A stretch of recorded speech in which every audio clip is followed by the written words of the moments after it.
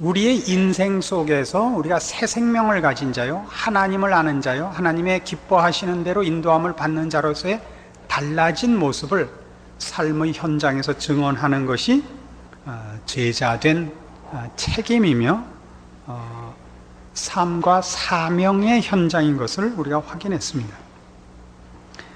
말하자면 모든 족속으로 제자를 삼아 내가 너희에게 분부한 모든 것을 가르쳐 지키게 하라 라고 얘기했어도, 그 가르친다는 말로 인해서 무슨 교육이라는 어떤 특수 분야를 생각한다든가 지식을 전수하는 기술 같은 것으로 생각할 것이 아니라 전인격적인 존재로, 삶으로 증거되는 신자의 책임이 제자 훈련 속에 나타나는 제자 도요, 그래서 전인격으로 전체 삶에 거쳐서 나타내는 우리의 책임거리들을 이제 무엇을 어떻게 훈련해야 되느냐 하는 것이 제자 훈련이라 이렇게 되는 것입니다.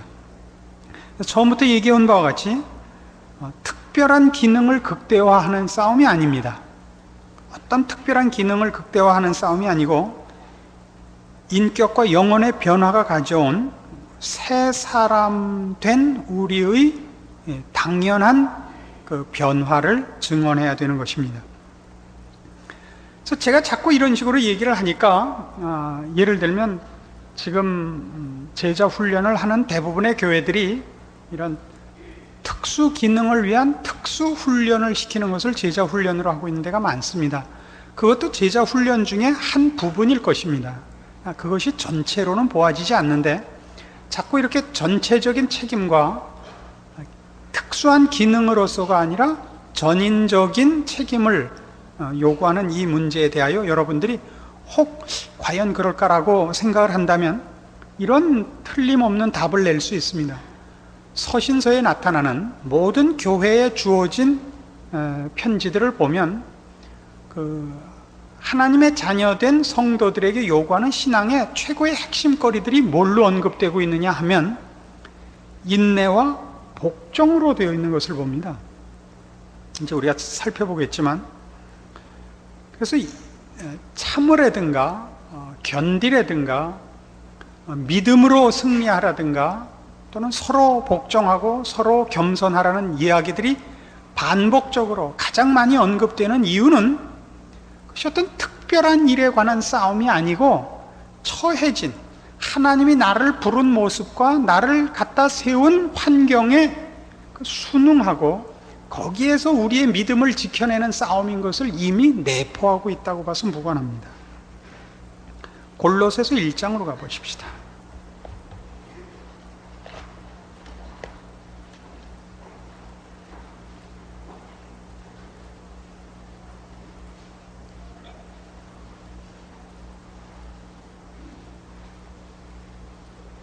골로새서 1장 9절.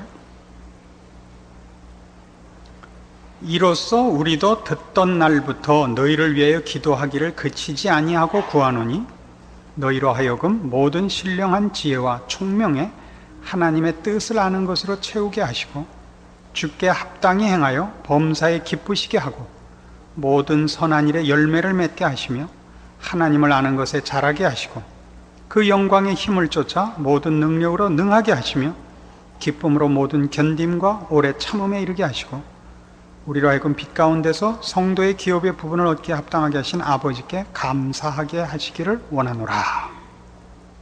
자, 고린도 교회, 골로새 교회 교인들에게 하는 기도예요.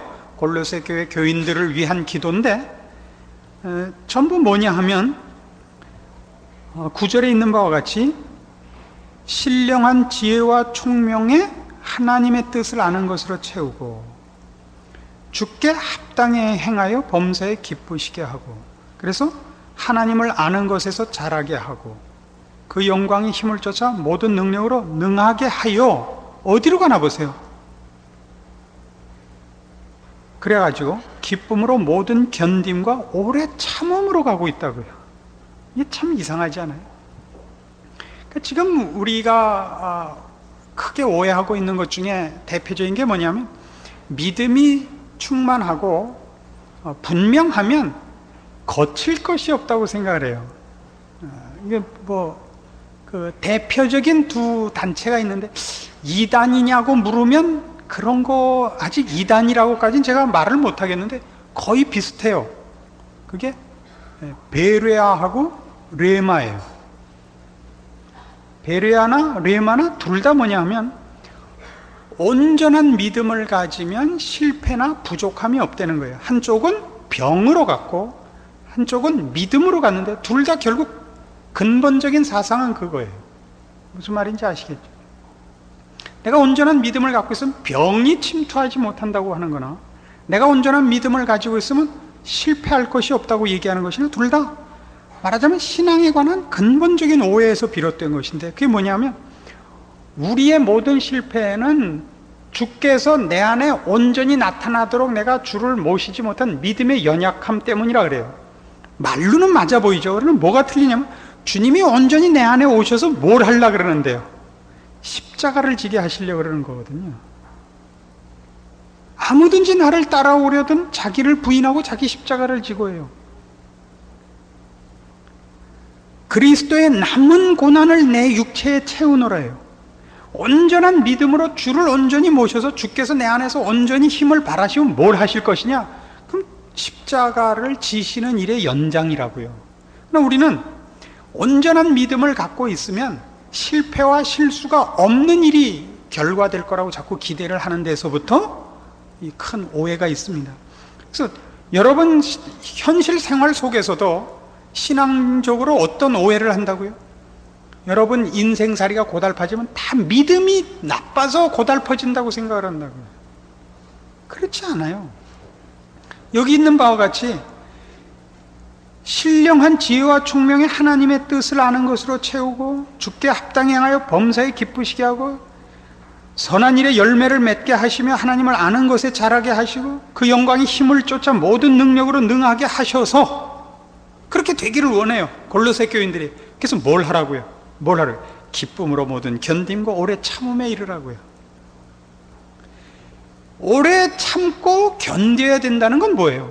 원하는 결과가 아직 이루어지지 않고 있는 그 갈등과 그 어려움을 믿음으로 견뎌내는 거 아니에요?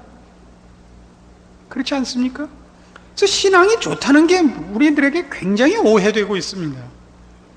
우리나라 사람들이 갖고 있는 완전주의적 이상주의 때문에 그렇습니다. 그래서 신앙의 핵심을 자꾸 오해하는 것이 아닌가 싶어요.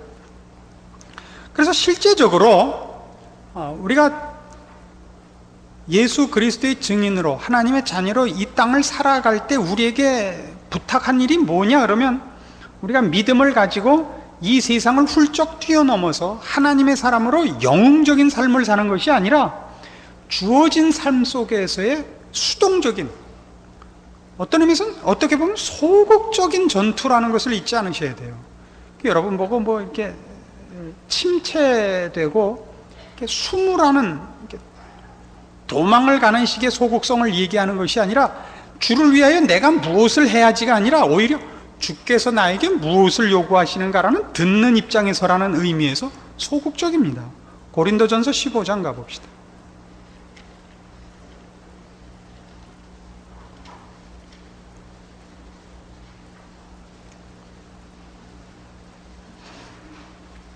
고린도전서 15장 57절.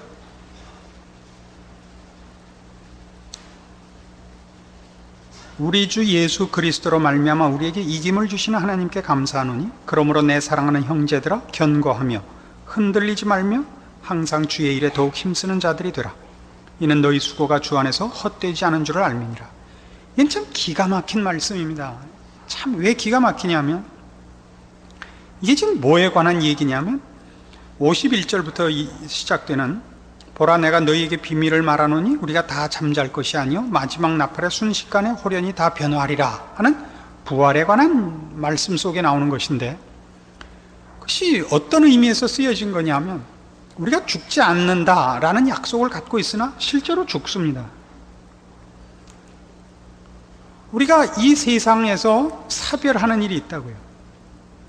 그러나 그것은 하나님과의 관계가 단절이 되거나 영원히 없어지는 죽음이 아니죠. 주 안에서 잠시 잠자는 것이라 이렇게 성경은 되어 있습니다. 언제까지요? 주님이 다시 오시는 그날까지 우리 성도들이, 먼저 죽은 성도들이, 그의 영혼은 주 앞에 가지만 몸은 이 땅에 묻혀 이렇게 분리된 상태로 있다가 주님 다시 오시는 그날이 되어야 우리의 육체가 부활하되 변화된 몸으로, 새 몸을 가지고 이제 새 몸으로 부활해서 영원한 처소에 들어갈 것입니다. 근데 그 얘기를 하면서 뭐라 그러냐면, 이걸 봐라 이거예요. 뭘? 우리가 여기서는 이 세상에서 성도라 할지라도 이 세상을 작별할 땐 죽는 모습이 된단 말이죠. 죽는 모습이 돼요. 근데 그가 예수님 다시 오시는 날 부활할 텐데 나팔 소리가 나서 자고 있다가 깨어나는 게 아니에요. 죽은 자는 들을 수가 없어요. 썩은 육체가. 그를 사망에서 일으키는 것은 주께서 하시는 일이란 말이죠.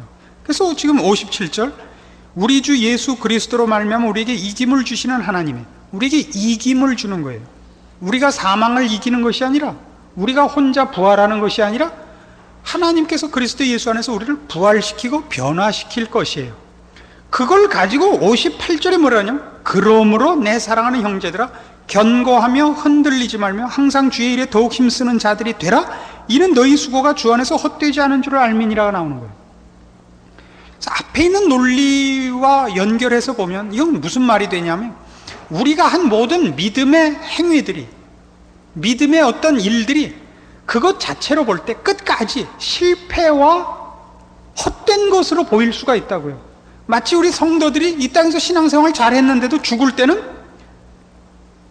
그냥 세상 일반 믿지 않는 사람들 죽는 것과 똑같이 이 세상을 작별하듯이, 믿음을 가지고 신앙생활에 승리를 한 사람들의 모습이 성공한 건지 실패한 건지 구별이 안 가는 모습일 수가 있다고요. 거기에다 대고 무슨 예를 든 거예요? 우리가 지금 이 세상을 작별할 때 죽는 모습이 불신자의 모습과 같다 할지라도 모습이 그래 보이는 것이 실제가 그렇지 않은 것 같이, 주님 다시 오시는 날 나팔 소리와 함께 우리 모든 성도들이 새로운 몸으로 부활하는 것 같이, 주 안에서 우리가 한 수고들은 지금 당장 열매를 못 보고 그 결과를 못 보고 또 그 해나가는 일들이 도대체 될 것 같지 않은 모습으로 있다 할지라도 그것이 그렇게 끝나는 법이 없다 이거예요. 우리가 그 결과를 못 보는 한은 있어도 성도들의 죽음이 죽음으로 끝나지 않는 것 같이 우리들의 수고는 헛된 것이 없느니라 라고 되어 있어요. 그래서 이게 무슨 말이 되느냐 하면, 성도들의 신앙생활은 겉으로 볼 때는 저게 도대체 신앙생활인지 아닌지 모르게 생겨 있다고요. 영웅적이거나 모든 사람을 놀래게 나타나는 것으로 각광받지 못하는 것이 대부분이라고요. 알아들으신다. 대단히 중요한 말씀이시다. 우리는 신앙생활이 내가 헌신을 했고 희생을 했고 열심을 냈으면 열심을 낸 것만큼 두드러져야 된다고 생각을 해요. 효과가 있어야 된다고 생각해요. 그건 몰라요. 그건 참 몰라요. 왜요? 처음 여러분 그 곡식을 심을 때 어떻게 돼요?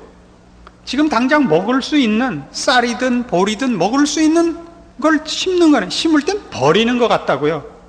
무엇을 보고 심어요? 가을에 추수할 것을 보고 심는데, 심는 사람은 심고 죽으면 있었던 거 버리고 죽은 거예요. 싹이 난 거라도 봐야 뭐 되죠. 그렇잖아요. 한여름을 지내는 농부는 이거 밤낮 나가서 일해야 되는데, 그때 일하는 동안 그게 일하는 동안 무슨 벼를 씹어 먹어요? 할 게 없어요. 나중에 추수하는 사람이야말로 그 결과를 보는 거죠. 우리가 맡은 일이 뭘지 몰라요. 대부분의 성도들의 신앙생활의 그 모습은, 일반적이고 보편적인 모습은 씨를 뿌리는 것 같고 김을 매는 것 같이 이렇게 되게 돼 있다고요. 그래서 낙심하지 말래. 낙심하지 말래. 이는 너희 수고가 주 안에서 헛되지 않은 줄을 알미니라. 갈라디아서 6장에도 그래요.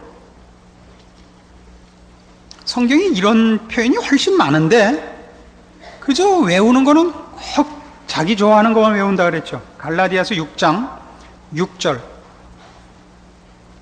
가르침을 받는 자는 말씀을 가르치는 자와 모든 좋은 것을 함께하라. 스스로 속이지 말라. 하나님은 만홀히 여김을 받지 아니하시나니 사람이 무엇으로 심든지 그대로 거두리라. 자기의 육체를 위하여 심는 자는 육체로부터 썩어진 것을 거두고 성령을 위하여 심는 자는 성령으로부터 영생을 거두리라. 우리가 선을 행하되 낙심하지 말지니 피곤하지 아니하면 때가 이름에 거두리라. 여기 얘기는 이거예요. 심는 대로 거두는 거예요.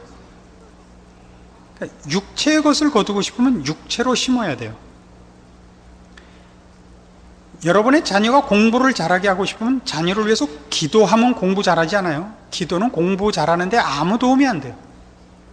여러분이 여러분의 자녀를 공부를 잘하게 하고 싶으면 두들겨 패서 학원 보내고 선생 붙이고 매일 붙잡아 앉혀서 가르치고 그래야 돼요. 심는 거예요. 여러분이 자녀를 위해서 기도를 하면 그 애가 혹 공부를 못해서 노가를 가도 그 애가 졸업할 때쯤 되면 러시아어가 쓸모가 있게 되는 그런 일은 생겨요. 하나님이 그 인생을 지키고 그의 인생이 헛되지 않게 하는 일은 일어나요. 하나님이 여러분의 자녀를 외면하는 일은 없는 일이 생겨요.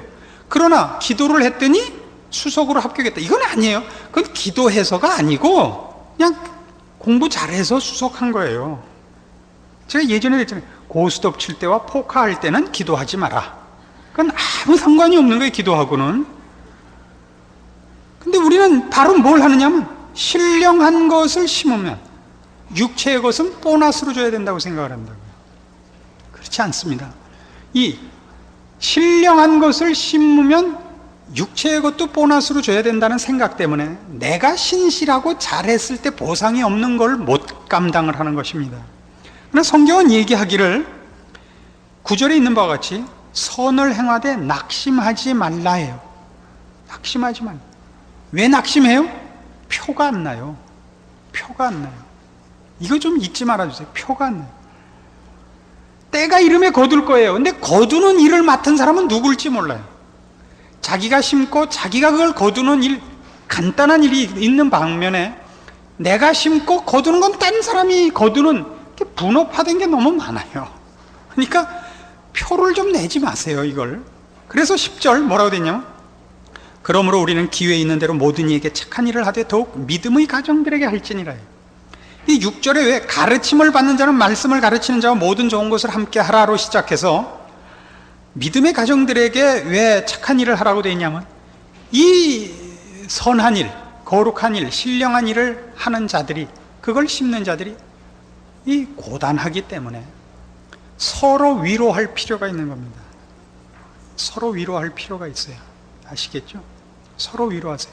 언젠가 제가 그런 말씀 드렸죠. 주일날 예배 마치고 나가서 있으면 누가 와서 오늘 은혜 받았습니다, 그런 사람이 있어요. 그럼 또 꼭꼭 맞고 초치는 분이 있어요.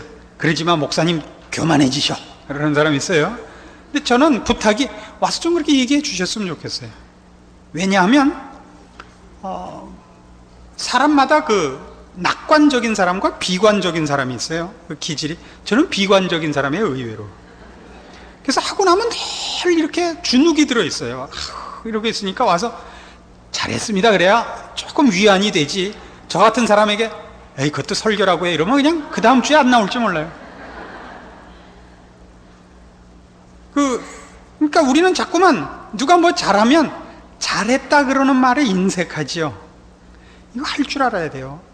진심으로 위로하고 편을 들 줄 알아야 됩니다. 큰 책임인 것을 알아야 됩니다. 왜요? 우리가 하나님의 자녀로서 또는 예수의 증인과 제자로서 살아가는 우리의 맡겨진 일들이 굉장히 고단한 일이기 때문입니다. 이 세상에서 보상이 없기 때문입니다. 계시록 2장에 가봅시다. 요한계시록 2장과 3장에 걸쳐서 7교회에 보낸 편지가 나오는데 대단히 재미있습니다. 저만 먼저 재미있어 해서 미안합니다. 요한계시록 2장과 3장, 예를 들면 첫 번째 에베소 교회가 2장 1절부터 등장하는데 7절에 보면 귀 있는 자는 성령이 교회들에게 하시는 말씀을 들을지어다. 그리고 뭐라고 했어요? 이기는 그에게는, 이게 계속 반복되는 게, 이기는 그에게는 모든 교회에 준 그 말씀 중에 다 이기는 그에게는인데, 다시 말해서 이기기가 힘든 싸움을 맡기고 있다고요. 이 이기는 싸움이, 이것을 해서 보상이 있다면 누가 안 하겠어요? 안 그래요? 세상에서 보상이 없기 때문에 이 싸움에 이기기가 그토록 어려운 거예요. 17절 보세요. 버가모 교회인데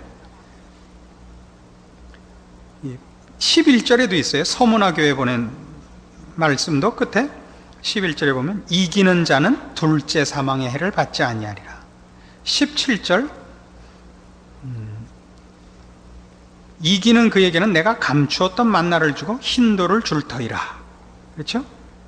26절 이기는 자를 뭐와 병행구로 설명하느냐면 이기는 자와 끝까지 내 일을 지키는 그에게 만국을 다스리는 권세를 주리라. 이긴다는 것과 끝까지 지키는 자라는 말은 참으로 의미심장해요. 이기는 것이 무슨 이 월드컵 승리하듯이, 전쟁에 이기듯이 이렇게 그 보상과 영광이 이렇게 확 쏟아지는 일이 아닌 거예요. 주의 말씀을 놓지 않고 세상의 유혹과 위협에 굴하지 않고 오해와 경멸을 감수하고 그리고 버텨나가는 모습을 우리에게 상상시키고 있어요. 아시겠죠? 이것이 신앙이에요. 3장 5절 이기는 자는, 그렇죠? 사대 교회 보낸 편지도 이기는 자는 그렇게 되어 있어요. 12절에도요. 이기는 자는 내 하나님 성전의 기둥이 되게 하리라. 필라델피아에 보낸 편지예요. 21절 라오디게아 교회에 보낸 거예요. 이기는 그에게는 내가 내 보좌에 함께 앉게 하여 주겠다 해요.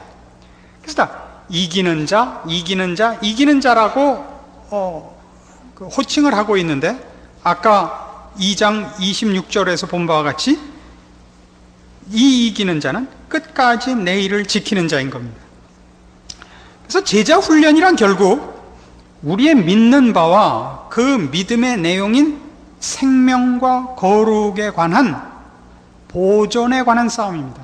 한 개인으로 볼 때 우리가 믿는 자 된 것과 우리가 신앙인이라는 싸움이요, 그 신앙의 내용인 생명과 거룩을 지키는 싸움이라고요. 물론 적극적으로는 확장하는 싸움입니다. 그러나 이 확장은 언제나 나의 승리와 나의 승리의 충만함에 의한 부수적인 결과로 확장이 있지, 칼 들고 나가 싸워가지고 상대방에게 억지로 생명을 주입시키는 식의 싸움은 아닌 것입니다. 그래서 신자의 삶의 3대 원리가 뭐냐 그러면 성경은 믿음, 소망, 사랑이라고 얘기를 합니다. 신자의 삶의 3대 원리가 믿음, 소망, 사랑인데, 믿음이란 뭐냐 하면 우리가 누구냐 하는 것입니다. 우리가 누구냐? 믿음을 지킨다 그러면 우리의 우리 된 것을 지키는 것입니다. 소망은 뭡니까? 소망은 우리의 믿음의 궁극적 목적입니다. 그리고 동시에 이 소망은 이 싸움이 여기서 심판받지 않고 영원한 나라에서 심판받는 것을 아는 시각이기도 합니다. 사랑은 뭡니까? 내가 가진 이 믿음과 그 목적지를 향한 시각이 나 혼자 가는 것이 아니라 하나님께서 나를 그 증인으로 삼아 가능한 한 많은 사람과 함께 가도록 요구한 내용인 것입니다. 그래서 우리는 이제 우리의 제자 훈련이라 하는 이 문제에 있어서 내가 나 된 새 생명으로의 나를 확립하는 일과, 그것이 아까 그래도 믿음이 좋다는 것이 지금 완벽하고 완전하고 이상적인 것이 아니라 완성을 향하여 나아가는 진행 과정이 있는 것을 이해해야 되고, 그리고 그것을 나 혼자가 아니라 여러 사람을 함께 그 목적지까지 동반하도록 요구받고 있다는 것을 아는, 여기에 수반되는 몇 가지 하나님의 특별하신 일하시는 방법과 뜻을 아는 것, 이것이 제자 훈련이라고 얘기할 수 있습니다. 우리는 믿음과 소망과 사랑이라 그래도 이것이 그 사이에 어떤 연관성이 있고 그것이 각각 어떻게 쓰임을 받으며 어떤 식으로 일을 해야 되는가 없이 그럼 믿음만이 그냥 관념적으로 소망, 사랑 이렇게 그저 그 단어 하나로 독립된 것처럼 이렇게 목표가 되어버렸는데 그렇지 않습니다.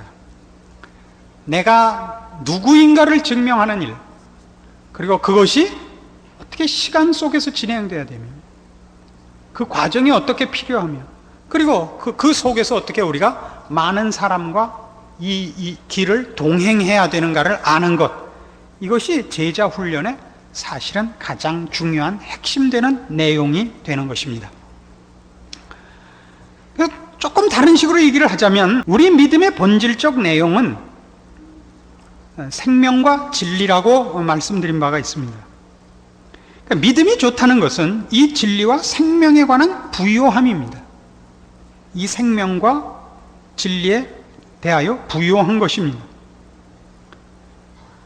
그래서 신자의 모든 신앙 훈련은 이 사망에서 생명으로 옮겨진 일에 관한 것입니다. 옛날 사망에 있을 때 불순종의 자신을 들여 사망에 이르렀던 열매 없는 인생으로부터 이제 하나님 앞에 산 자가 되어 의의 병기로 생명에 이르는 자의 생명이 갖는 그 풍요로운 열매를 맺는 삶, 이것이 신자의 믿음과 또 본질적인 사명인데, 로마서 6장에 가시면 지금 바로 설명한 이 말씀을 로마서에서 이런 식으로 설명하는 것을 만납니다.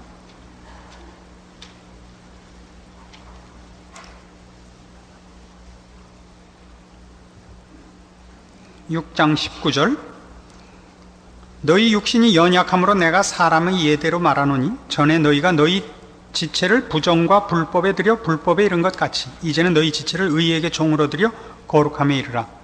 너희가 죄의 종이 되었을 때는 의에 대하여 자유하였느니라.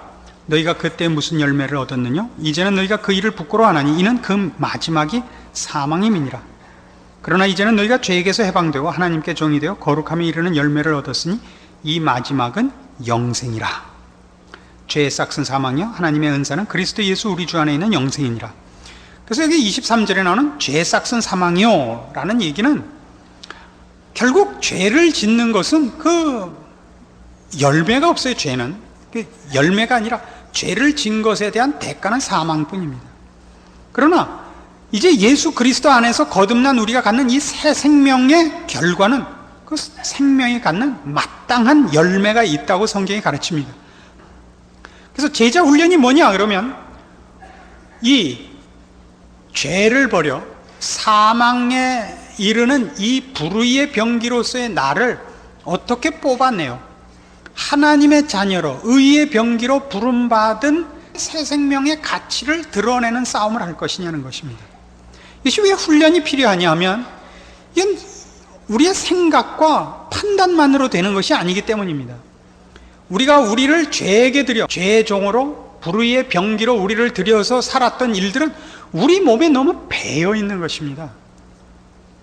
우리는 신분으로 하나님의 자녀로 거듭나고 새 생명을 갖고 있지만 그 새 생명이 새 생명으로 일하고 열매를 맺도록 하는 이 새로 거듭난 사람의 일에 대해서는 우리는 익숙하지 않습니다. 우리는 어린아이와 같습니다.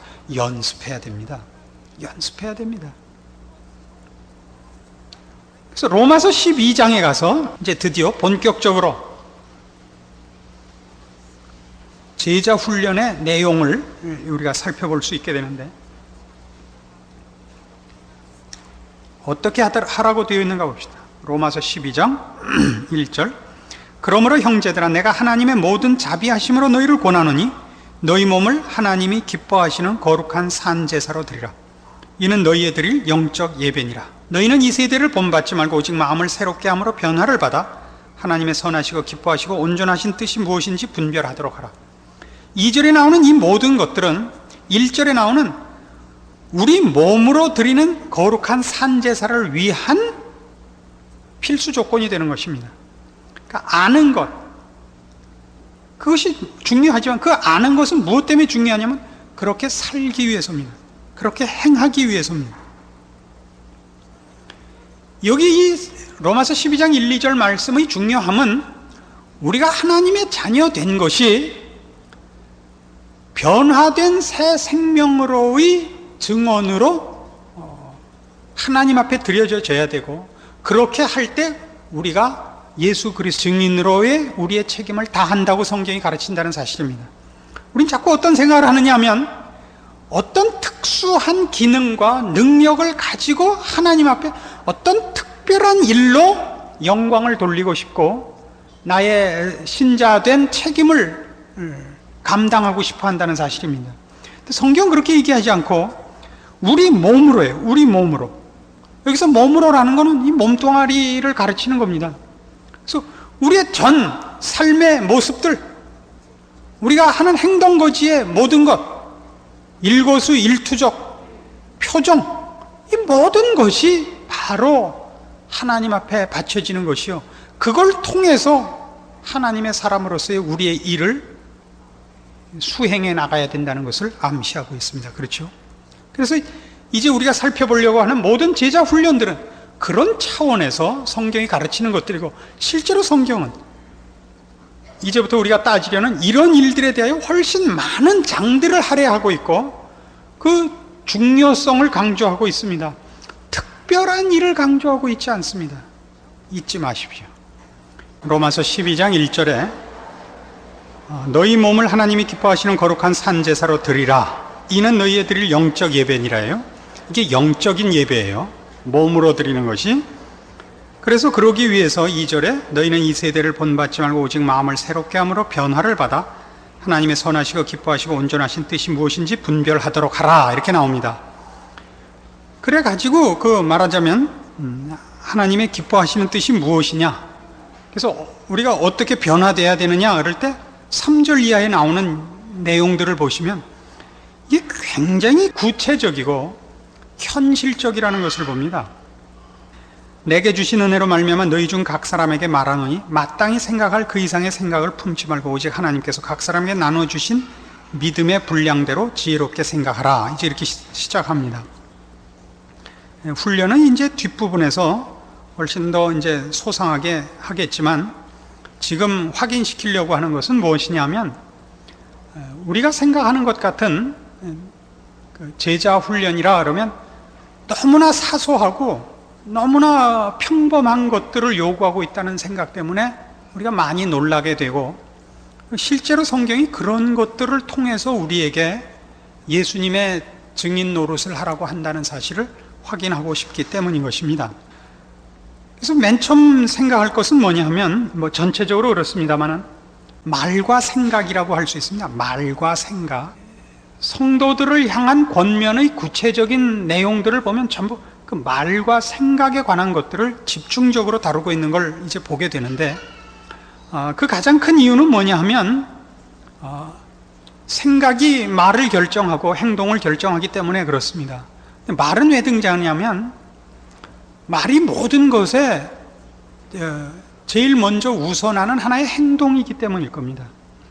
몸으로 행동하기 전에 말이 그 행동으로 나타나는 첫 번째 표인데, 이 생각과 말이 하나님이 우리에게 무엇을 원하시는가를 분명히 잡고 있어야 된다는 의미죠.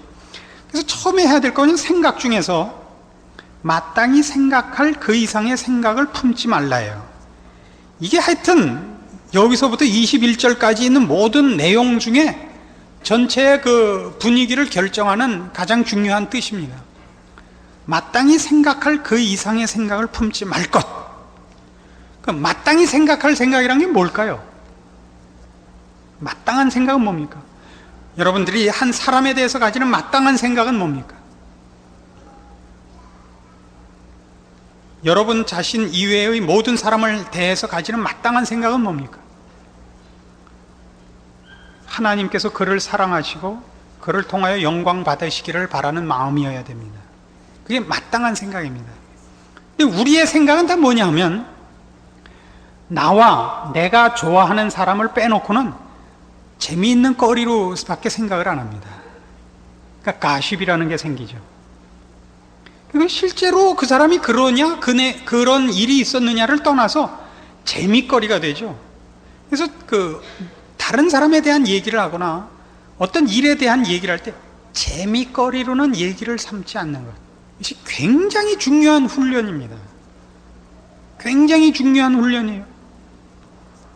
생각을 그 이상을 하지 마세요. 그 이상의 생각을 하지 마세요.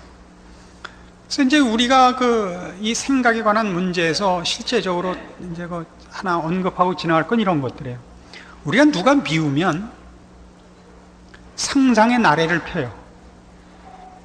그 사람이 저렇게 된 건 틀림없이 이러저러한 일이 있어서 그렇게 됐을 것이다 이거예요. 그건 모르는 얘기인데 너무나 그럴듯하게 이렇게 얘기해요. 그래서 아니 그런 거 봤냐? 그러면 안 봐도 뻔하지 뭘 그래? 안 본 거 얘기하지 마시고 봤어도 얘기하지 말라는 거예요. 봤어도.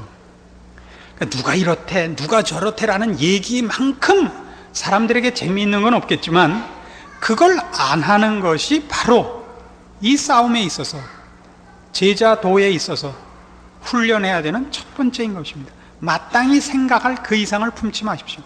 모든 사람에 대해서 그 사람이 하나님 앞에 은혜를 입고 기뻐하시는 자가 되는 것, 그 외의 일은 생각하시면 안 됩니다. 그래서 예전에 돌아가신 박윤선 목사님이 우리나라의 교계의 원로죠. 이제 찾아오신 목사님들이 얘기를 하다가 다른 목사님을 비난하는 얘기를 하는 때가 있대요. 그럴 수 있죠.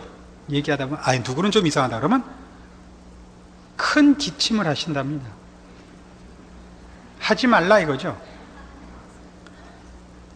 그러면 이게 싫어하시는 얘기를 했구나 이제 알아듣고 안 한대요. 근데 또 얘기를 진행하다 보면 또 쏠라당 나오는 법이에요. 그렇죠?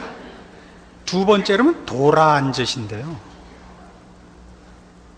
굉장하죠? 여러분은 그렇지만 기침하거나 돌아앉고 그러지 마세요. 여러분 수준에서 그러는 건 잘난 척 하는 거예요. 남이 뭐라 그런다고 그러지 마세요. 아주 지혜롭게 화제를 돌려야죠. 지혜롭게 화제를 돌리세요. 그런 말 하면 돼? 이런 소리 하지 마세요. 이제 이런 거 가르쳐 주면 꼭 반대적인 부작용이 일어나요. 그러지 말랬잖아. 그러지 말고 자연스럽게 화제를 돌리는 거예요. 점심 먹었어? 이렇게 싹 돌리는 거예요. 점심 또 많이 먹게 생겼네요. 4절 보시면 우리가 한 몸에 많은 지체를 가졌으나 모든 지체가 같은 직분을 가진 것이 아니니 이와 같이 우리 많은 사람이 그리스도 안에서 한 몸이 되어 서로 지체가 되었느니라. 그래서 누구에 대해서 사람에 대해서나 일에 대해서 판단을 이렇게 보류할 것을 요구하는 가장 큰 이유는 내가 가진 기능에서 볼 때는 저 사람이 가진 기능이 이해가 안 가는데 우리는 나와 다르면 무조건 누가 뛰어났느냐 누가 못했느냐 우열의 개념으로밖에 못 보는데 성경이 가르치는 건 우열의 개념으로 보지 말고 다르다고 보라 이거죠. 다르다고. 비빔밥을 만들면 뭐 넣어야 돼요? 비빔밥에 뭐 넣어요? 나물 넣고 고추장 넣고 밥 넣어야죠. 그리고 참기름도 넣고 넣는 분량이 달라요. 가장 많이 들어간 것이 내가 최고다라는 얘기를 하면 안 된다고요. 이해하시겠죠? 그래서 여기 지금 얘기하는 것, 한 몸에 많은 지체를 가졌으나 모든 지체가 같은 직분을 가진 것이 아니며 우리는 한 몸이다 이거예요. 한 몸. 동등한 가치를 인정할 줄 아는 것. 인간의 몸을 보면 제일 얌체가 뭐냐면 입이에요. 그죠? 먹을 건 혼자 다 처먹고 불평도 혼자 다 하죠. 잘난 척도 혼자 다 하고 입이에요. 그래서 이제 위가 스트라이크를 일으켰다고요. 거부했어요. 난 음식 못 받아주겠다. 그랬더니 누가 고생을 했다는 거예요? 몸이 고생을 했다고. 입으로 음식 들어오는 걸 위가 거부했더니 몸이 힘을 못 쓰더라고요. 참 희한하죠? 그래서 이 교회 안에서 같이 신앙생활을 하다 보면 그 입이 있어요. 어느 교회나. 미워하지 마세요. 그 입이 있어서 음식이 들어오고 뭘 지적하고, 병원 갔을 때 애들 아픈 게 왜 큰 고민이죠?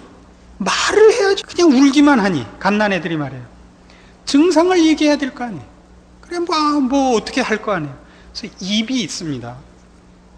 근데 입이 잘난 척 하는 거를 그냥 다른 위나 심장이나 간이나 다른 거 하는 분이 나도 따로 입을 가지리라 그러면 안 돼요. 간이 입을 가지면 어떻게 되는 거예요? 그럼 심각한 거 아니에요? 그러니까 그런 거를 지금 우리에게 주는 거예요.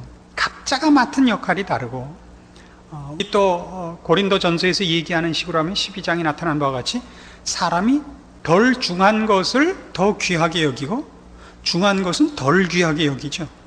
사람 몸에서 제일 중요한 거는 심폐기능이에요. 심폐기능을 위해서는 무슨 특별한 저걸 안 하고 아무 쓸데없는 얼굴을 위해서는 얼마나 치장을 해요. 선 볼 때 제일 많이 오는 게 이마 평수하네요. 얼마나 심각해. 눈썹, 이마, 눈 커 갖고 좋을 게 뭐 있어요?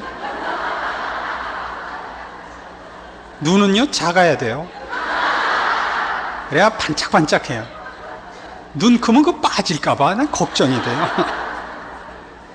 얼마나 쓸데없는데 치장을 많이 하는가를 보세요. 그건 굉장히 큰 성경의 지혜로운 권면이에요. 정말 쓸데없는 데에다가 제일 많이 투자를 하고 정말 필요한 데는 우리가 귀하게 여길 줄을 몰라요. 그래서 그거를 서로 충분히 이해하고 살아야 됩니다. 하나님이 나를 무엇로 부르셨느냐에 충성해야지 왜 난 저 사람 준 걸 안 줘요 라고 얘기하면 실패하는 겁니다. 그래서 이제 어떻게 되냐면 6절 그런 그 전제 조건을 가지고 이런 원리를 이해하고서 이제 이 뒤를 이해해야 되는 거예요. 우리에게 주신 은혜대로 받은 은사가 각각 다르니 혹 예언이면 믿음의 분수대로. 예언을 믿음의 분수대로 하려는 건 예언할 때 자기가 역사를 주관하는 것 같이 굴지 말라 말이에요. 문제가 났던 그 교로 히트를 애가 뭘로 히트를 했느냐면 거기에는 그 세상적으로 고급 관리들이 많이 나갑니다. 왜냐하면 그분들의 앞날을 예언을 하는 거예요. 당신 이번에 별 달겠수다. 당신 이번에 장관 되겠수다. 그렇게 얘기한 걸로 사람들이 무슨 오해를 하냐면 그 사람이 별 달아주고 그 사람이 장관을 시켜준 걸로 생각을 하잖아요. 앞날을 미리 안다는 것이 앞날을 자기가 조작할 힘을 갖고 있다는 건 아니잖아요. 이해하시겠죠? 우리가 여기서 뭘 알 수 있냐면 여러분이 어떤 사람의 신앙에 약한 것을 보고 성경 말씀을 들어서 그를 권면할 때가 있죠. 그때 그 사람은 그 말씀을 그렇게 깊이 모르고 또 거기에 필요한 말씀이 어디 있는지 모르고 여러분은 알고 있는 수준 차이가 있을 때 여러분이 그 성경 말씀을 인용할 때 마치 여러분이 그 말씀을 만든 것 같은 그런 입장에 가지 말라는 얘기예요. 그래서 제가 무슨 말은 절대 쓰면 안 된다 그랬죠? 난 이상하더라. 그 말은 하지 말라. 그 얼마나 큰 잘난 척인지 아세요? 난 이상하더라는 뭐냐? 나한텐 상식 이하의 문제인데 상대방은 그것도 모르더라. 이런 말이거든요. 그래서 난 이상해. 이상하면 치과 가라고 애들이 그래요. 7절 혹 섬기는 일이면 섬기는 일로. 섬기는 일은 섬기는 일로 하려는 건 뭐냐? 섬기는 걸 가지고 자랑하지 말라 말이에요. 섬기는 일로 자랑하는 대표적인 실수가 어디에 많이 나오면 정치인들에게 많이 나옵니다. 모든 이들이 투표할 때 가면 유세할 때 내가 어떻게 국민을 위해서 일할 사람이요, 내가 어떻게 애국심을 갖고 있으며 내가 어떻게 모든 국민의 공복감인가를 그렇게 얘기하고 되면 하나도 안 하잖아요. 되면 이렇게 목에 힘을 주나 몰라요. 그래서 그 텔레비의 뉴스에 그 고급 그 당직자들이나 무슨 이런 사람들 나오는 거 보면 앉은 자세부터 꼴불견해요. 이렇게 거드럭거리는지 모르겠어요.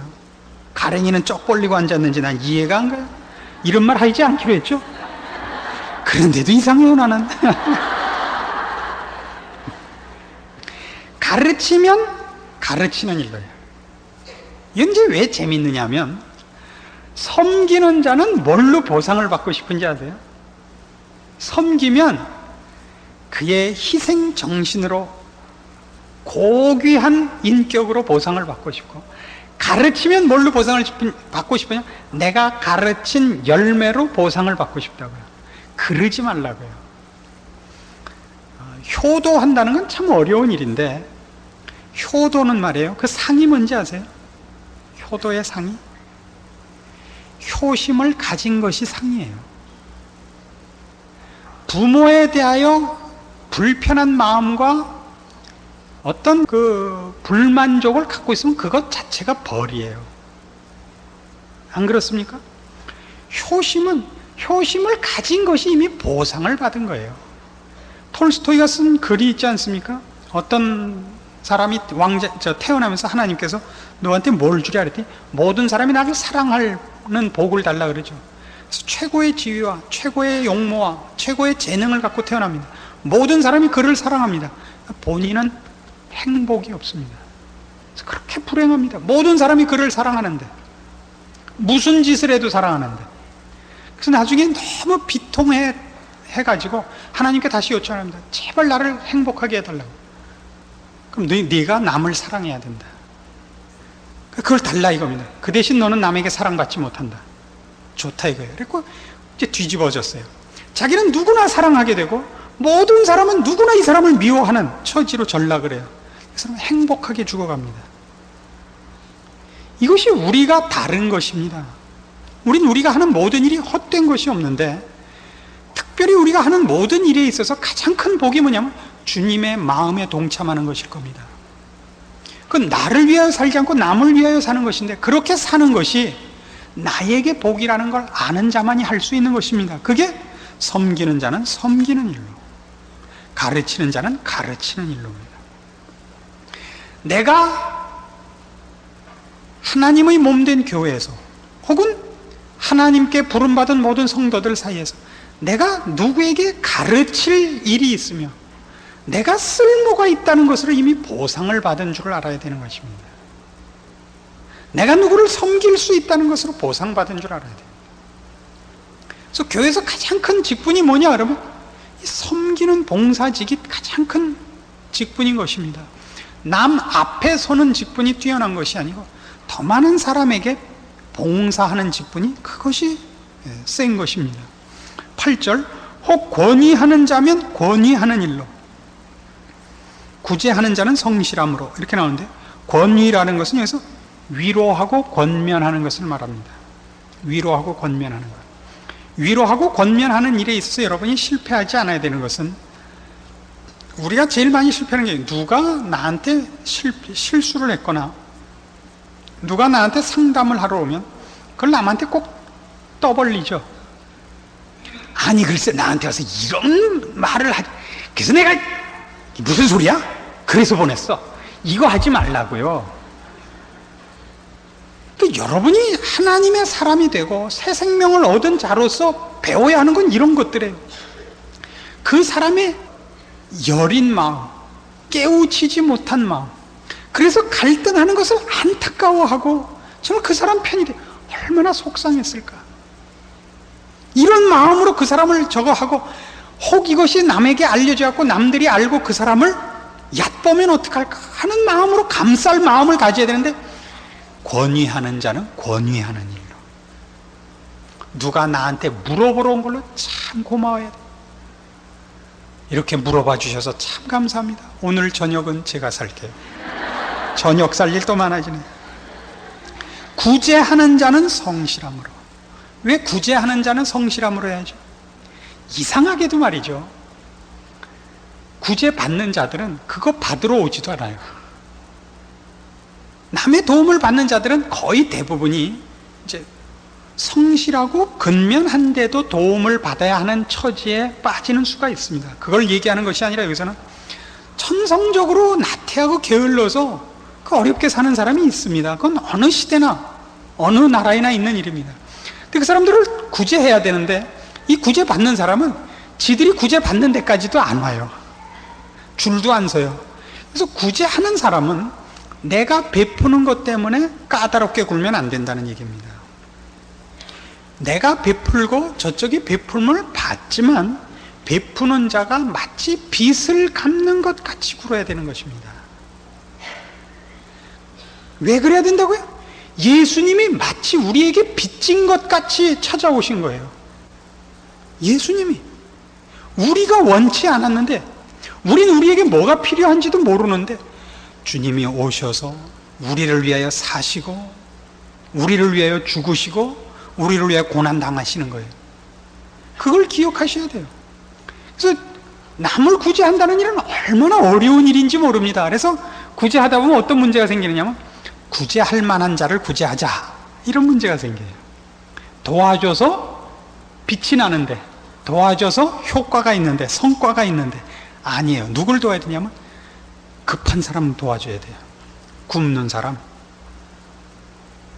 지금 당장 어려운 사람. 언제까지 도와야 되죠? 여러분이 죽을 때까지. 그 사람이 먼저 죽으면 그 사람 죽을 때까지고, 여러분이 먼저 죽으면 여러분이 먼저 죽을 때까지. 이 말은 뜻은 그 사람에게 도와준 것이 밑 빠진 독에 물 붓기라도 계속 하시라고요. 아시겠죠? 그래서 구제하는 자는 성실함으로 하고, 다스리는 자는 부지런함으로 해야 됩니다. 이게 비슷한 맥락인데, 다스리는 자가 부지런함으로 한다는 건 무슨 뜻이냐면, 권세를 갖고 있는 자가 그 권세를 무엇을 위하여 부여받았느냐 하면, 모든 사람을 이롭게 하고 잘되게 하기 위해 그 권세를 갖고 있는 것입니다. 그래서 이걸 내가 어디 써야 되는가를 돌아다녀야 됩니다. 자기가 요즘도 정치판을 보면 권세를 갖고 있으면 그 권세를 이용하려는 사람이 줄을 서서 찾아옵니다. 거기에는 물론 정당한 필요에 의해서 찾아오는 사람도 있지만, 그 권세로 부당한 이익을 노리는 자들도 찾아옵니다. 찾아오는 자를 만나는 것이 권세자의 1차 책임이 아니라, 내가 이걸 어떻게 써야 하는가를 위해서 늘 돌아다니는 부지런함이 있어야 됩니다. 다스리는 자는 부지런함으로. 그래서 우리 성도들이 가져야 하는 큰 사고방식 중에 하나가 뭐냐면, 우리가 하나님의 자녀로 이 땅에 빛과 소금으로 저들에게 나눠줄 의와 거룩과 생명과 진리로, 우리가 사실은 이 세대를 다스리는 자들입니다. 우리는 왕 같은 제사장입니다. 우리는 부지런해야 됩니다. 돌아다니면서 어디에 가서 불을 비춰야 되는지, 어디 가서 소금을 쳐야 되는지, 어디 가서 내가 봉사를 하고 섬기고 사랑을 나누고 도움을 줘야 하는지, 우리가 부지런히 찾아다니곤 해야 됩니다. 그래서 이 지금 오늘날 그 교회 안에서도 봉사를 보면 사람들이 돈을 내는 것으로 때우는 습관이 많아요. 근데 가장 중요한 건 언제나 몸으로 때우는 겁니다. 나오셔야 돼요. 여러분 주변에 누구 가까운 사이에서 청첩장을 보내거나 무슨 장례가 났다 그러거나 그럴 때, 여러분이 돕는 최고의 모습은 가는 겁니다. 가는 것만큼 중요한 일은 없습니다. 아무리 많은 돈을 보내도 가는 것을 대신할 수는 없습니다. 그래서 이건 하나님의 사람으로 거듭난 성도들이 해야 하는, 이 세상 사람들의 삶의 모습과는 분명히 다른 하나의 자세여야 됩니다. 여러분은 열심히 찾아다니십시오. 할 일이 없다는 얘기는 쑥 들어갈 겁니다. 가셔서 축하하고, 가셔서 위로하고, 가셔서 편히 되어주시고, 이것이 우리가 해야 되는, 다스리는 자는 부지런함으로입니다. 긍휼을 베푸는 자는 즐거움으로 해야 됩니다. 긍휼을 베푼다는 것은 결국 내가 돕는 이 일이 내가 빚진 자로서 하는 것이 아닙니다. 상대방이 나에게 빚진 것을 탕감하고 나아가서 더 주는 것이 긍휼을 베푸는 겁니다. 그걸 기쁨으로 하시랍니다. 즐거움으로. 남을 용서할 수 있고 남에게 긍휼을 베풀 수 있다는 건 우리 성도들에게서는 대단히 즐거운 일인 줄 아셔야 됩니다. 언젠가 한번 왜 그런 얘기 했죠. 좋은 차를 타려면 좋은 차를 탈 자격이 있어야 된다 그랬죠. 미국에 있는 제 제자가 그 밴을 몰고 주차장을 들어가다가 막 나오려는 벤츠를 받았어요. 벤츠 560을 받았어요. 앞이 왕창 우그러졌는데 그 밴을 팔고 집을 팔아야 그거 고쳐주게 생겼어요. 그 미국 그 자가용 주인이 딱 나와 보더니 그거 찌그러진 거 보고 이 친구 얼굴 한번 보더니 우리말로 더럽게 됐네 하더니 가더래요. 그쯤 돼야죠. 벤츠를 타려면. 그걸 치사하게 말해요. 야, 너 네가 받았으니 네가, 이건 실력 부족. 이건 벤츠 탈 자격이 없어. 우리가 그래요. 우리가 성도예요. 우리는 왕 같은 제사장이에요. 그래서 우리 집사님 한 분이 그 설교를 들은 이후에 저는 이 말씀의 효과가 이렇게 큰 줄 몰랐는데, 단지를 들어가다가 빠꾸 하는 차에 옆구리를 받쳤어요. 근데 빠꾸 하신 분이 받고 나와서 왜 하필 그때 지나갔냐 이거예요. 이건 근데 말이 안 돼요. 왜 그때 지나갔냐 말이 안 돼요. 집사님이 마침 그날 그 설교를 들었기 때문에 물었대요. 억울하시냐고. 억울하다 할 때. 그럼 그냥 가시라고. 그쯤 돼야 그래도 좀 좋은 차를 탈 자격이 있는 거예요. 우린 누구예요? 우리가 누군지를 몰라요. 우린 예수를 믿는다는 것 때문에 받는 불이익을 절대 감수하지 않으려고 그래요. 그래서 전부 성도들이 어떤 얼굴을 하고 있냐면, 방글방글 웃고 있다가도 이해관계에 탁 저촉이 되면 표변해요. 날 얕보지 마. 나 교회에서만 집사야. 내 돈 떼먹을 생각 꿈에도 하지 마. 돈을 꿔줄 때는 성경에 이렇게 돼 있어요. 별일을 목적으로는 돈을 안 꿔주게 돼 있어요. 그러니까 여러분이 돈을 꿔줄 때는 뜯겨도 좋다, 떼먹어도 좋다라고 생각할 때만 꿔주세요. 떼먹힌 다음에 울고불고 목사 찾아와서 난 그래도 그 사람이 교회 구역장이라 해서 꿔줬는데 그딴 소리는 안 통해요. 구역장 돈 꿔주라는 소리는 계시록 23장에 있어요.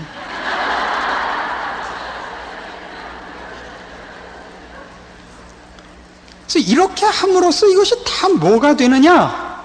이게 다 뭐냐? 우리가 누구냐가 증명이 되는 거예요. 저 사람은 다르다. 저 사람은 다르다예요. 저 사람은 다르다. 그럼 저 사람이 저렇게 하고 도대체 무슨 이익이 있느냐? 하나님 앞에서 다 받는다 이거예요. 믿음, 소망이에요.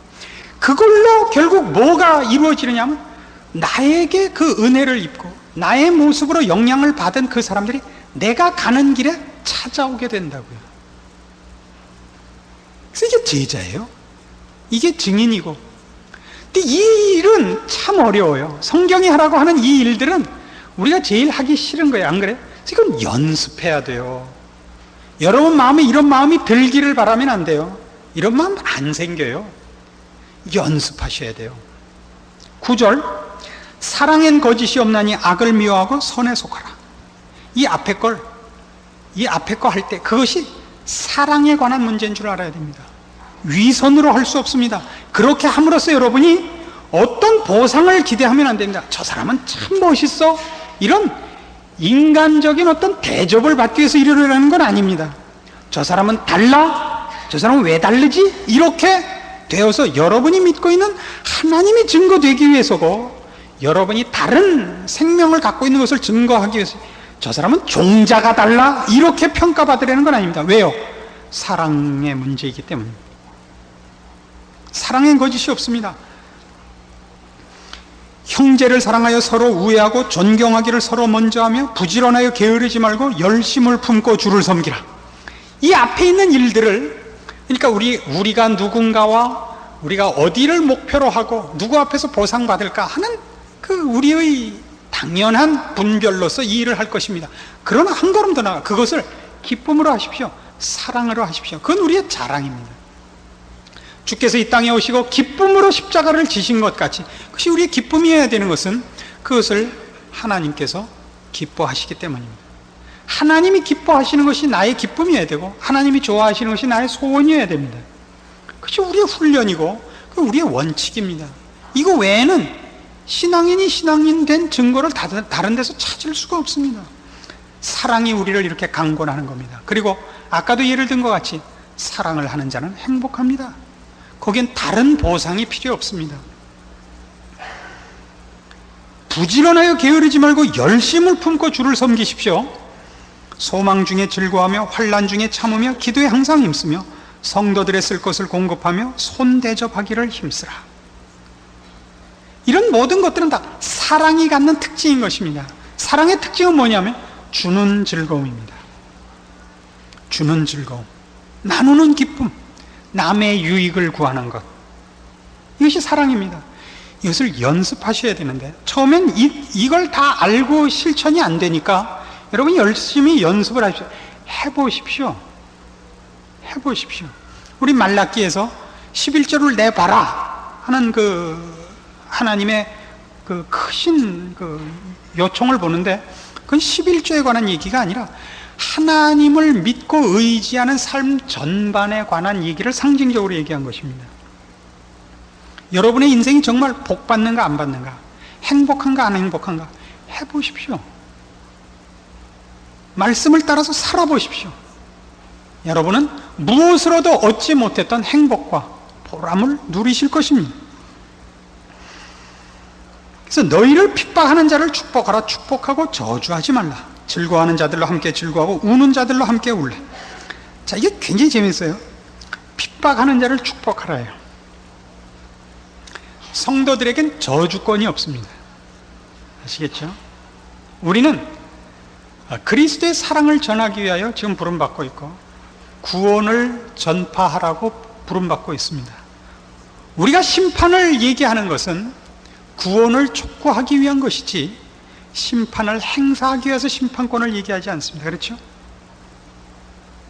저들의 처한 운명을 지적하여 저들을 구원으로 돌이키기 위하여 심판을 얘기하고, 하나님의 진노를 얘기하고 죄를 얘기하지, 저들을 경멸하고 저들을 저주하기 위해서는 결단코 아닌 것입니다. 그러나 이 일이 즐거워하는 자들로 함께 즐거워하고 우는 자들로 함께 울라 라고 나오는 것은 대단히 의미심장합니다. 사실은 그 일을 할 때 직선적으로 하는 게 다가 아닙니다. 내가 할 일을 다 하는 것이 문제가 아니고, 내가 선포할 것을 다 하면 내 책임을 다하는 것이 아니라 상대방에게 효과가 있게 해야 되는 것입니다. 즐거워하는 자들로 함께 즐거워하고 우는 자들로 함께 울라는 그겁니다. 내가 할 말 쏟아붓고 돌아서는 것이 최고가 아닙니다. 우린 지혜로워야 하고 상당한 경륜이 필요하다는 것을 배우게 됩니다.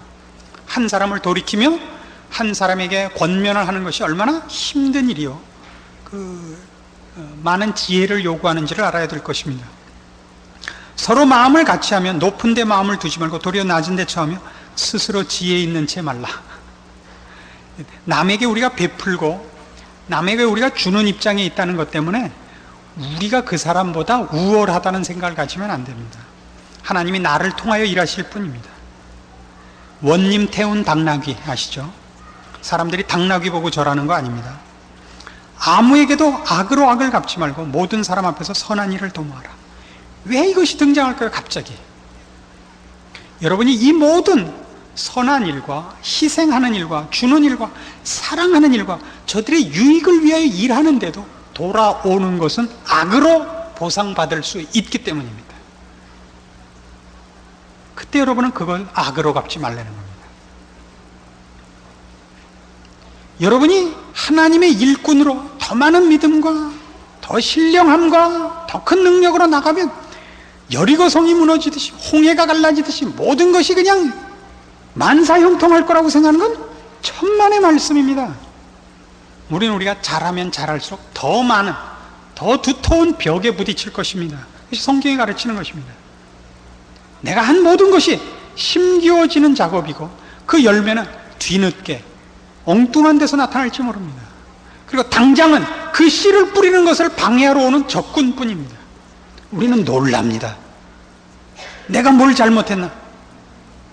이렇게 힘들어하고 어떻게 해먹겠나? 주님이 이 땅에 오셔서 인간으로 오셔서 모든 고생을 하시고 맨 나중에 뭐예요? 빌립보서 2장에 얘기한 바와 같이 죽기까지 순종하셨어요. 그냥 죽은 것이 아니죠. 십자가에 죽으십니다. 그건 가장 큰 고통과 가장 큰 모욕의 자리였다고요. 이거 배우고 이거 훈련해야 돼요. 한번 정말 성도답게 나가서 해보세요. 그러면 어머나 그럴 사람은 아무도 없고 너 미쳤니? 이런 사람만 옆에 생긴다고. 그 다음엔 완전히 먹던 떡으로 여길 거예요. 쟤는 의례 밀어붙인다고요. 의례. 여러분이 여러분의 권리와 또는 세상의 질서까지 무너뜨리고 여러분이 막 지라는 얘기는 안 해요. 그건 훨씬 또 다른 문제인데, 그러나 마태복음 5장에서 얘기하는 건 전부 뭐냐 하면 여러분이 여러분 개인을 지키기 위하여, 여러분 개인의 욕심과 여러분 개인의 자존심을 지키기 위하여는 싸워서는 안 된다고 되어 있는 겁니다.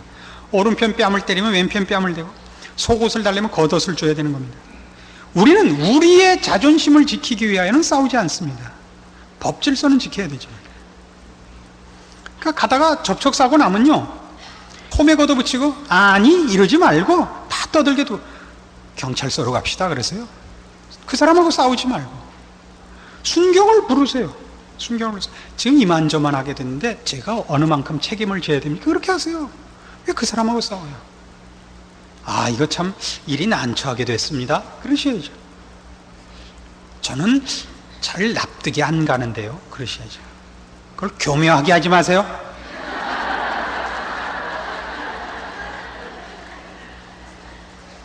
18절, 할 수 있거든 너희로서는 모든 사람으로 더불어 평화라. 내 사랑하는 자들아, 너희가 친히 원수를 갚지 말고 진노하심에 맡기라. 기록되었을 때 원수 갚는 것이 내게 있으니 내가 갚으라고 주께서 말씀하시니라. 이게 전부 다 이거예요.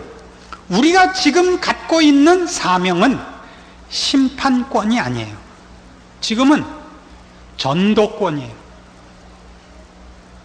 지금 하나님의 은혜와 긍휼과 자비와 구원을 전하는 때이지, 지금은 심판을 하라는 때가 아닙니다. 그러니까 여러분이 하나님 쟤는 버리세요, 쟤는 부르세요, 이거 하러 다니는 때가 아닙니다. 누구든지. 그래서 여러분은 누구하고나 가능한 한 평화하고, 그리고 원수를 갚지 마십시오. 여러분이 직접 원수를 갚지 마십시오. 내 원수가 줄이거든 먹이고 목마르거든 마시우라. 그리하므로 네가 숯불을 그 머리에 쌓아놓으리라. 이거 우리 마누라가 좋아하는 구절이에요. 특별히 하반절을 좋아해요. 그 숯불을 머리에 쌓아놓는다. 이거 안 돼요. 그러면 그런 속에 갖고 있는 원한을 안 나타내고, 그렇지만 하여튼 갚아준다 그랬다 이러라고 준 게 아니고, 그건 하나님이 하시는 거예요. 상대방이 악한 것으로 올 때 우리에게 최고의 큰 시험은 뭐냐면, 그 상대방이 악했기 때문에 내가 악하게 구는 것이 정당해지는 생각입니다. 그게 마지막 절인데, 악에게 지지 말고예요. 상대방이 10이라는 악으로 나를 공격하면 내가 9까지는 악해져도 나는 선한 것 같은 느낌이 드는 거예요. 상대방이 어떤 악으로 오든지와 상관없이 우리는 언제나 선으로 악을 이기도록 보냄을 받고 있습니다. 선으로 악을 이기는 것.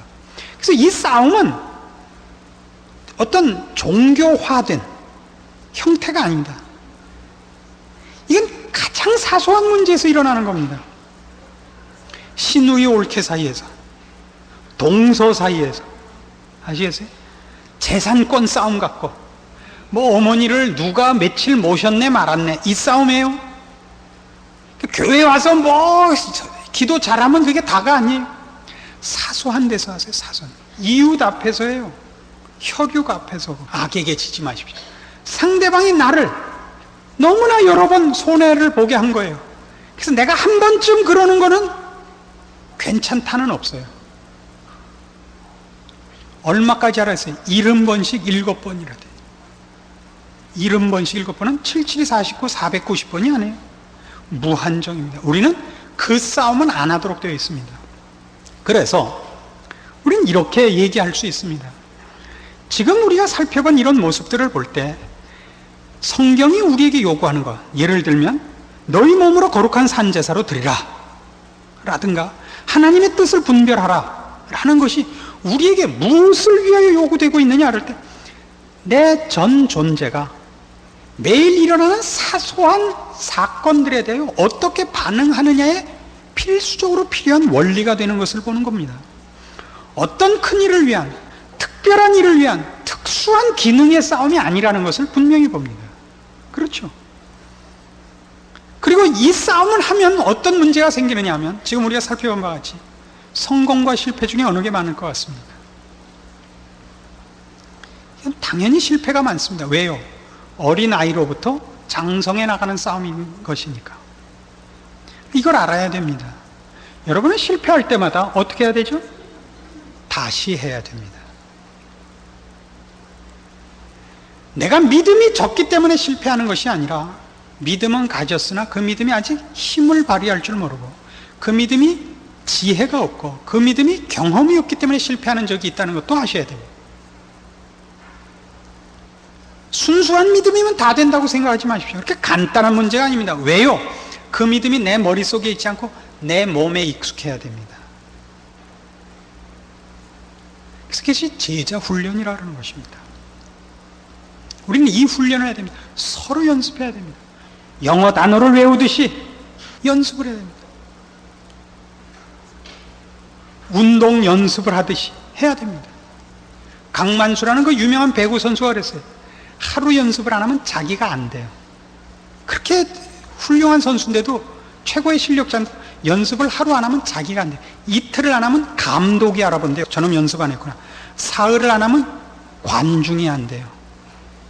그거 배구에 대해서 몰라서가 아니죠. 알 건 다 알았죠.